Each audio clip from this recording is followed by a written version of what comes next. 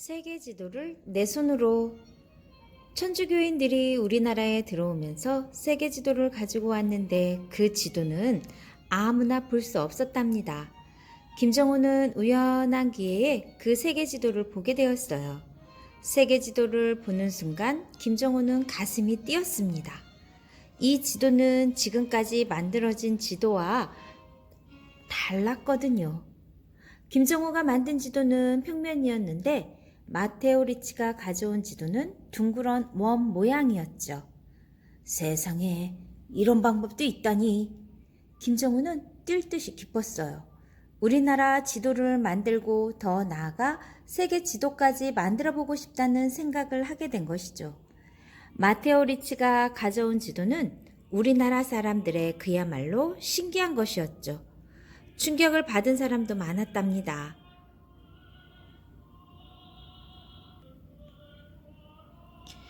우리나라가 우물한 개구리란 생각도 하게 되었어요.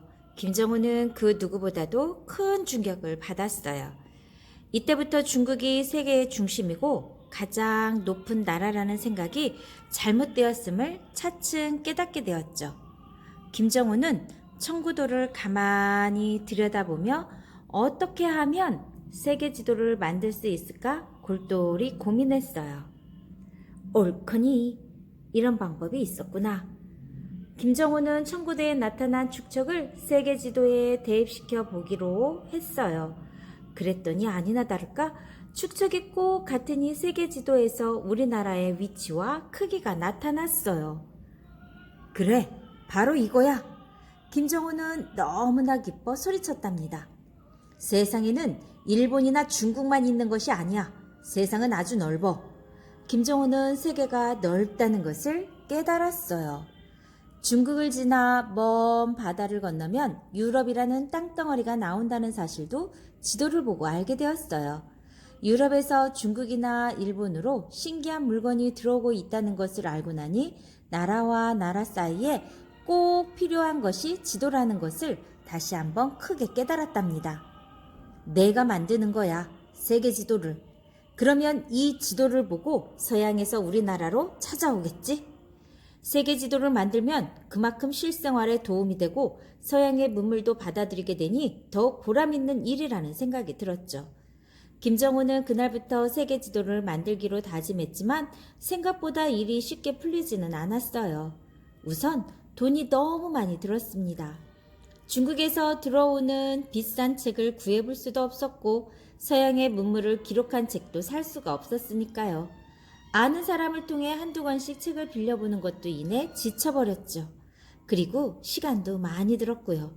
이 모든 것이 가난한 김정호에게는 너무 버거운 일이었답니다. 체계적이지 못하고 어려움만 많았으니까요. 그러던 차에 김정호의 어려운 처지를 누구보다 잘 아는 치안기도 세계 지도를 만들 생각이라고 말했어요. 김정호는 매우 기뻤습니다. 가장 친한 친구가 세계 지도를 만들겠다니 믿어지지 않았던 것이죠. 정말 고맙네. 김정호는 치안기의 집에서 하룻밤을 묵으며 밤새 세계 지도에 대한 이야기를 나누었어요. 그 김정호는 우리나라 지도를 만드는 일과 세계 지도를 만드는 일에 몰두했어요. 그리고 드디어 1834년 지구 전후도라는 세계 지도를 그리고 목판에 새기는 엄청난 일을 해냈습니다. 눈물과 어려움을 이기고 완성된 지구 전후도는 중국의 장정병이 만든 지구도를 참고한 것이었는데 그보다 더 잘 만들었죠. 지구 전후도의 전도에서는 아시아와 아프리카와 유럽을, 후도에는 남북 아메리카를 그렸답니다. 그 치안기가 1857년에 저술한 세계 지리서인 지구 전요에 지구 전후도가 세계 여러 나라의 지도와 함께 실리게 되었답니다. 두 사람은 목표를 이루자 정말 기뻤어요. 하루는 치안기가 김정호를 초대했습니다. 소개해줄 사람이 있다는 것이었어요. 치안기를 따라 사랑채로 들어가 보니 최성환이 와 있었어요. 이름은 많이 듣고 있었습니다. 나는 중추부도사 최성환이요.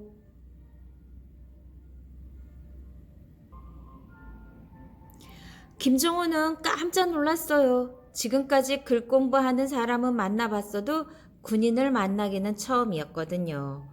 중추부도사란 종오품의 무관직으로 지금으로 말하면 장교인 셈이랍니다. 그는 군인답지 않게 학식이 높고 시와 노래도 잘했어요. 학문에 관심이 많다 보니 최한기를 통해서 김정호에 대한 이야기를 듣게 되었고 이렇게 만나게 된 것이죠. 김정호와 최성환은 지도에 대한 이야기를 했고 최한기도 덩달아 맞장구를 치니 하룻밤이 짧게만 느껴졌어요. 자, 이 책을 빌려줄 테니 참고하게. 최성환이 빌려준 책은 동국 8분 지도였어요. 최성환은 김정호에게 지도에 더 많은 정보를 담아야 한다고 주장하며 지도를 다시 만들라고 제안하기도 했죠. 동국 8도 분지도, 영조 때 그려진 지도로 백두산 경계가 표시되어 있답니다. 자, 지구 전후도의 후도예요. 한번 보세요. 지도를 만드는 일은 돈이 많이 드는 일이요. 혼자 하기가 어려우니 내 힘껏 도와주겠소. 김정호는 최성환의 제안을 듣고 하늘을 날 듯이 기뻤답니다. 지도를 만드는 경비를 대주겠다니 이보다 더 큰 선물은 없었지요. 고맙소. 모든 것이 친구 덕택이오. 그러던 어느 날 김정호는 고향에 내려가야 됐다고 생각했어요. 고향에 계신 어머니와 아내에게서 소식이 없네. 한번 고향에 다녀와야겠네. 김정호는 최한기가 지금까지 많이 도와주었는데 은혜를 갚지도 못하고 헤어지는 것이 퍽 미안했어요. 그러게 그동안 자네가 너무 무심했네. 최한기는 김정호를 위로해 주었어요. 자네 덕에 공부 많이 했네. 나도 이젠 진짜 지도를 그릴 수 있게 됐어. 최한기는 김정호에게 그동안 정말 고마웠다는 말도 아끼지 않았어요. 그렇게 생각해줘서 고맙네. 잊지 않겠네. 두 사람은 부둥켜 안고 울며 이별을 아쉬워했어요. 어려울 때 다시 찾아오게나. 자네와 나는 친구가 아닌가. 최한기와 김정호는 그렇게 헤어진 후 다시는 만나지 못했답니다. 못다한 효도. 김정호는 발길을 재촉했어요. 저 멀리 마을이 보였어요. 산과 나무는 예전에 그대로였답니다. 어릴 적 지도를 그리던 땅도 그냥 그대로였어요. 드디어 집이 보였죠. 김정호는 한 걸음에 달려갔습니다. 그리고 방문을 열었답니다. 왜 이리 조용할까? 김정호는 집안 공기가 싸늘함을 느꼈어요. 사람이 오래 살지 않았던 것처럼 온기가 하나도 없었으니까요. 어두컴컴한 방 한 구석에 사람이 누워있는 것이 보였어요. 어머니였어요. 어머니는 혼자 가뿐심을 몰아쉬며 있었죠. 어머니, 접니다. 정호가 왔어요. 그제서야 겨우 눈을 뜬 어머니는 그만 아들의 손을 잡고 하염없이 울었습니다. 그러고는 아무 말도 하지 않았어요. 편히 눈을 감고 먼 곳으로 간 것이죠. 어머니는 아들이 돌아올 때까지 힘겹게 목숨을 부지했던 거예요. 그래서 아들이 돌아올 때까지 아들을 보고서 안심이 되어 그제야 눈을 감은 것이죠. 병든 어머니를 놔두고 밭에 나갔다가 돌아온 김정호의 아내는 어머니의 임종을 하지 못한 것이 죄송스러웠어요. 김정호는 어머니의 장례를 치르고 아내와 마주 앉아 지난 이야기를 들려주었어요. 이것이 지도란 것이요. 내가 수년간 만든 지도요. 아내는 김정호가 내민 지도를 보고 한참 동안 말이 없었어요.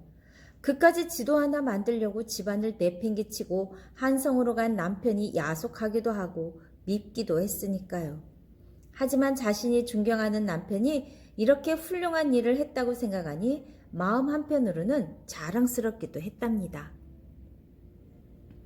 김정호는 이튿날 지도를 만들기 위해 다시 길을 떠났어요. 아내는 멍하니 하늘만 보았답니다. 하시고 싶은 일이니 하세요. 몸 건강하시고. 아내를 뒤로하고 김정호는 길을 떠났어요. 어느 날 깊은 산속을 지나게 되었죠. 길은 멀고 밤이 깊어 앞을 분간할 수도 없었는데 산 짐승들이 나타났어요. 김정호는 며칠을 굶은 터라 힘이 하나도 없어서 짐승들을 쫓아낼 엄두가 나지 않았답니다. 그래서 드러누워 죽은 척 했어요. 다행히 그 산 짐승들은 죽은 사람이라 생각해서 그냥 지나갔습니다. 정말 하마터면 큰일 날 뻔했죠. 김정은은 계속해서 길을 갔어요. 가다 보니 온 들판이 모두 감자밭이었어요. 그동안 굶주려서 배가 고팠던 김정호는 생감자를 캐어 먹었습니다. 누이시오! 남의 밭에서 감자를 캐 먹는 사람이! 어디서 사람 소리가 들렸어요. 아이고 미안하오. 너무 배가 고파서. 밭주인은 허락 없이 감자를 캐 먹은 것을 나무라지는 않고 오히려 김정호의 손을 꼭 잡는 것이 아니겠어요? 이게 얼마만이오? 나는 사람 구경을 한 지 10년이 지났소. 밭주인은 깊은 산골짜기 넓은 들에 혼자 살며 감자 농사를 짓다 보니 오랫동안 사람의 그림자도 보지 못해서 사람이 그리웠나 봐요. 그러니 그까지 감자를 캐먹은 것이 뭐 그리 대수인가요?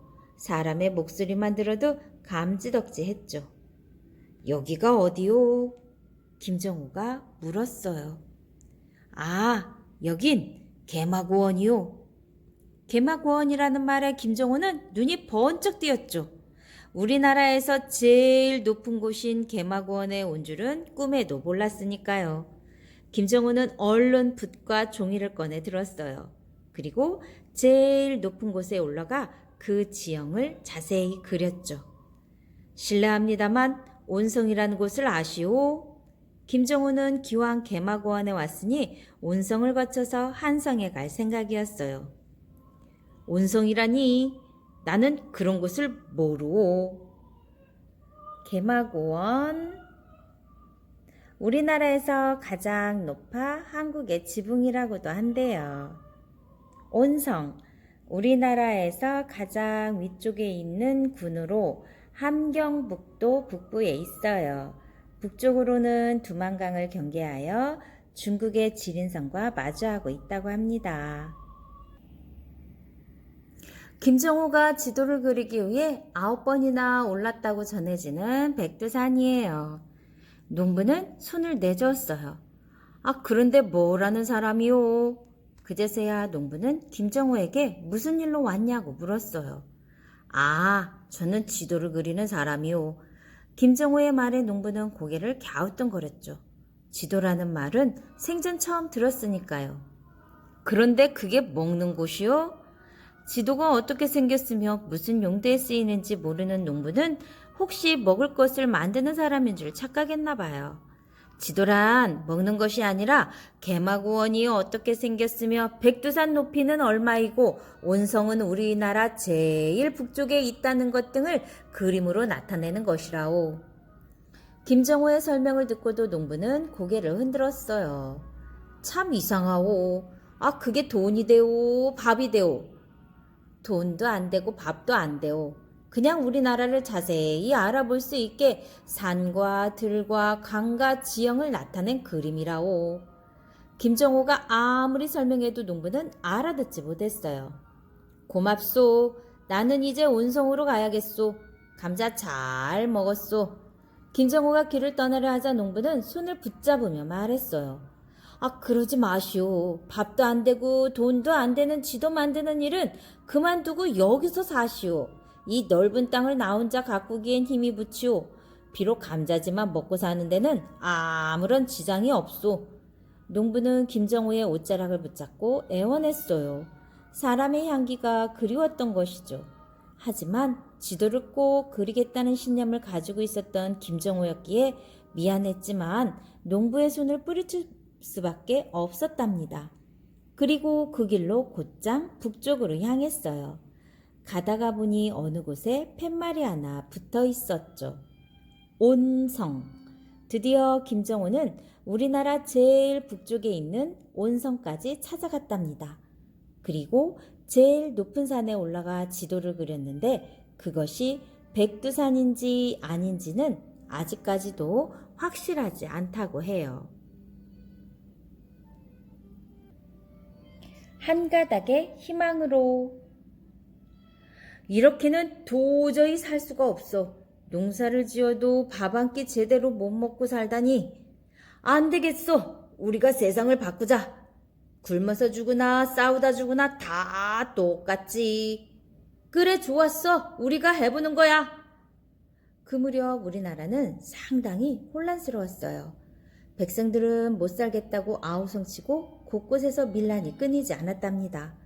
죽어라고 농사를 지어도 양반들이 온갖 핑계를 대고 빼앗아가니 백성들의 원성이 하늘을 찌를 듯 높을 수밖에 없었지요.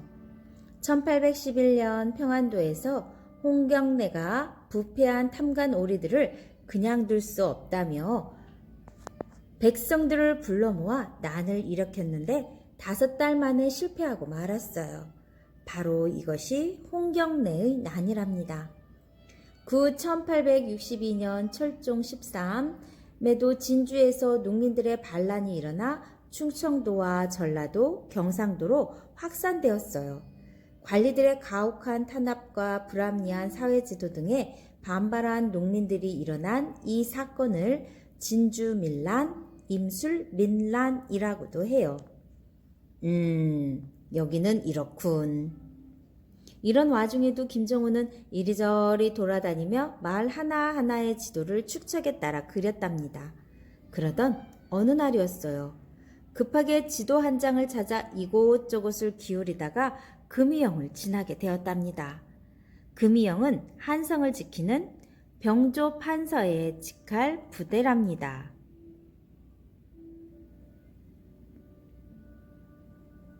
따라오시오. 갑자기 왜 그러시오? 아무튼 할 말이 있으니 따라오시오.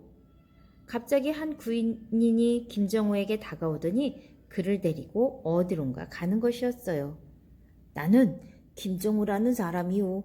아무런 잘못도 하지 않았는데 왜 이러시오? 김정호는 영문을 몰라 당황했어요. 하하, 알고 있어. 우리는 당신을 찾기 위해 여러 날을 기다렸소. 군인은 알쏭달쏭한 말을 했어요. 김정호는 자신이 지도를 그렸기에 잡아가는 것이라 생각했어요. 지도는 아무나 그리는 것이 아니고 또한 나라의 사정을 적군에게 알리는 것이라 하여 비밀 문서로 중요하게 여기던 때였으니까요. 걱정 마시오. 우리 대장께서 댁을 데려오라 명하셨소. 금이영 대정이라면 매우 높은 계급의 무관이어서 김정호는 더더욱 놀랐답니다. 군인들은 김정호를 금이영 대장 집으로 데리고 갔어요. 드르륵 방문이 열리며 금이영 대장이 나타났어요. 김정호는 얼른 인사를 올렸죠. 금이영 대장은 매우 높은 벼슬이어서 예를 갖추어야 했어요. 그대를 부른 건 다름이 아니라 금이영 대장은 주변의 눈치를 살피고는 얼른 김정호를 방 안으로 데리고 들어갔어요. 나는 지도에 관심이 많소. 그래서 그대의 힘을 빌리려고 오래전부터 찾아왔소. 금이영 대장은 뜻밖에도 지도에 대한 이야기를 꺼냈어요. 내 이름은 신원이라 하오. 신원은 양반 가문에서 태어나 무가에 급제하여 1849년에 금이영 대장이 되었고 훗날 병조판서와 훈련까지 오른 사람이에요.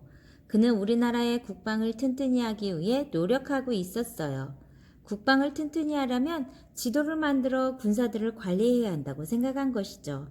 그러니 김정호의 힘과 기술이 필요했던 것이랍니다. 아무튼 지도를 만드는 일에 힘써 주시오.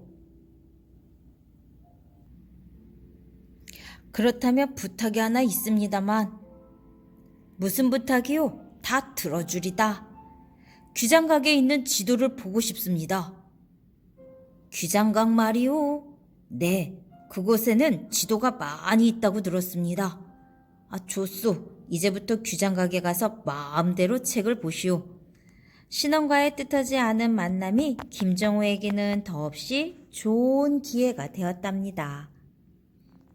귀장각에 있는 지도를 마음대로 볼 수 있었던 것은 모두 신원 덕분이었어요. 김정호는 귀장각에서 구해온 지도를 보고 공부하고 그림을 베끼며 열심히 연구했어요. 그동안 자신이 베껴 놓은 여러 나라 지도들과 귀장각의 지도를 꼼꼼히 비교하여 부족한 부분을 보완하고 잘못된 곳은 바로잡아 나갔죠.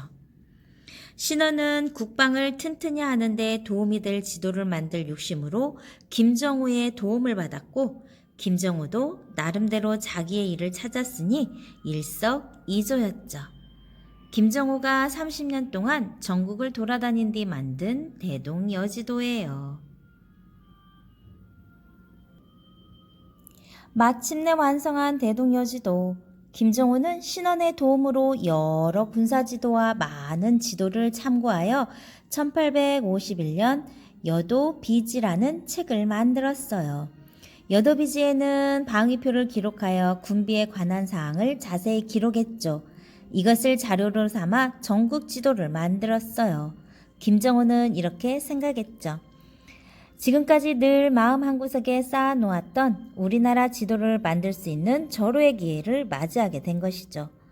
김정호는 여도비지를 바탕으로 해서 전국 지도를 그리기 시작했어요. 지금까지 틈틈이 모아두었던 지도들과 비교해보면 한층 더 보강된 지도를 만들고 있었죠. 김정호 앞에는 동국여지 승남과 청구도가 펼쳐져 있었어요. 동국여지 승남에는 정치, 군사, 경제 등 나라를 다스리는 데 필요한 모든 정보가 들어있었어요. 김정호는 동국여지 승남에서 각 고장의 유명한 인물들이며 지세와 강의 흐름까지 모두 파악하여 지도를 그리는 데 반영했습니다. 다음으로 청구도를 살펴보니 산맥과 산의 높이가 허술해 김정호는 그걸 보완했어요. 이거 오랜만이오. 이게 누군가? 최성환 아닌가? 최성환은 1857년 귀양에서 풀려나자 제일 먼저 김정호를 찾아간 거였어요. 최성환은 금희영 대장으로 있을 때 헌종이 위독할 때마다 위원을 데리고 궁중을 들락거렸다는 이유로 귀양을 갔어요. 1849년 금희영 대장직을 박탈당하고 8년 만에 귀양한 셈이죠. 정말 대단하시오. 아직껏 지도에 매달리고 있는 거요? 내 할 일이 이것 말고 뭐가 있겠소. 김정호와 최성환은 예전처럼 지도에 대해 토론을 했어요. 드디어 지도가 완성되었어요. 이제 목판에 새기면 되는데. 김정호는 이미 목판에 새긴 세계 지도의 활용도를 잘 알고 있었죠. 쉽게 구하고 여러 장 똑같이 찍어내고 시간이 절약되고, 김정호는 온 정성을 다해서 목판에 지도를 새기는 일을 했어요. 손이 부르트고 피가 나도 상관하지 않았어요. 밥 먹는 것까지 잊은 채 잠도 자지 않으며 목판 새기는 일에 몰두했죠. 드디어 목판이 완성되었어요. 김정호는 이 지도에 대동여지도라는 이름을 붙였어요. 대동여지도는 우리나라를 뜻하는 대동과 땅 전체를 뜻하는 여지도를 합해 붙인 이름이었어요. 김정호가 만든 지도는 이제까지 나온 우리나라 지도 중에서 가장 훌륭한 것이었죠. 대동여지도는 우리나라의 지리학만을 이용한 것이 아니고 서양의 학문인 유클리드 기하학의 원리까지 도입해서 만든 그야말로 지도의 종합 예술이었어요. 가로, 세로의 축적을 사용하여 실제의 크기를 짐작할 수 있게 만들었는데, 여러 고장을 똑같은 축도로 표시하여 한데 모으면 딱 맞는 획기적인 축적 방법을 사용한 것이었기에 그 값어치가 더 컸답니다. 또한 목판으로 쓴 대추나무는 단단하고 뒤틀림이 없으며 칼로 파기에 좋다고 하지요.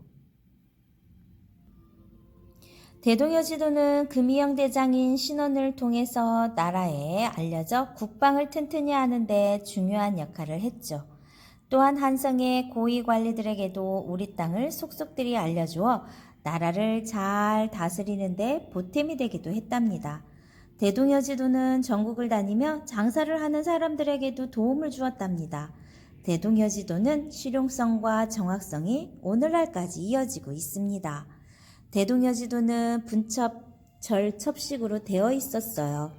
축적은 약 16만 분의 1이며 남북 22층으로 되어 있고 각 층은 세로 30, 가로 20cm 크기의 8폭으로 접을 수 있게 되어 있었어요. 각 층을 책의 크기로 접은 판의 크기는 실제 거리가 동서 80리, 남북 120리가 되도록 만든 것이죠. 이 22층을 순서대로 붙이면 세로 7m, 가로 3m에 달하는 커다란 한 장의 조선전도가 되도록 고안되어 있었어요. 지도 첫머리인 제1층에는 좌표와 지도표, 지도유설, 한성의 도성도, 경조 오부도 등이 실려 있답니다. 대동여지도는 지금까지의 지도와 다른 점이 많았어요. 첫째, 지도에 축적 표시가 되어 있지 않으나 좌표 방안을 그리고 매방 심리라 표시하여 사실상 축척을 표시하고 있답니다. 둘째, 지형과 하천, 교통로 등이 정밀하게 표시되어 있었죠. 셋째, 이전에 지도에서 즐겨 사용하던 설명식의 주기를 없애고 지도표를 넣어 지도 내용을 간단 명료하게 기호식으로 표현했고, 넷째, 지지에 관한 내용이 많이 들어있지 않아요. 사물을 기록하는 일을 중시하던 지도의 전통에서 완전히 벗어나서 근대적인 면모를 보여주고 있는 것이에요. 대동여지도는 지도에 나와 있는 길의 거리를 점으로 표시하고 산맥이나 봉우리까지 입체적으로 나타냈어요. 이 지도는 청일 전쟁이 일어났을 때 일본군이 군용 지도로 사용했을 만큼 훌륭하고 군사적으로도 매우 중요한 지도였답니다. 자, 분첩절 첩식에 대해서 한번 보세요.